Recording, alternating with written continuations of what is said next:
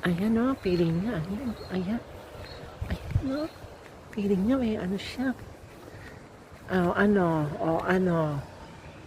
Ano masasabi niyong dalawa? Hindi kayo makaalis dyan, ano?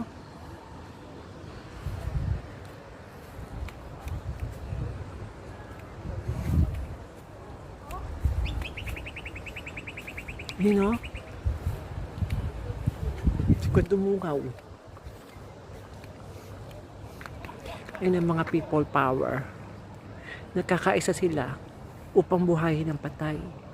Dahil hanggat di nabubuhay ang patay, ay hindi natin masasabing may zombie darating. Yan, sila. Sila ang dahilan kung bakit bubuhayin, magpoprotesta sila bakit may ganong paraan ng Diyos. Ba't kailangan patayin? Instead na buhayin at panatiliing buhay ang kagandahan ng kalikasan. O diba?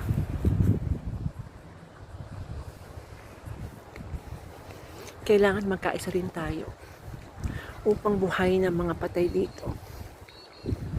Dahil ito ay ilusyon lamang. Ang mga taong namatay ay sadyang sila tunay na nabubuhay sa ikalawang buhay. Ang pagkabuhay sa mundong ito ay ilusyon lamang. Tayo mga espiritu lamang dati na ikinulong sa katawang lupa. Sabi nila si Jesus lamang ang nagkatawang lupa, hindi nila alam tayo rin ang nagkatawang tao. Dahil tayo ay mga espiritu lamang at kinulong sa katawang lupa. Ang tunay na kalayaan ay ang espiritu at hindi ang pagkabuhay di sa mundo. Ang buhay sa mundong ito ay pansamantala at halimbawa lamang. O diba? Kaya kahit anong gawin natin effort sa mundong ito, tayo ay maglalaho rin at mawawala. Pansamantala at tayo mga halimbawa lamang. Kaya kung kakuyo,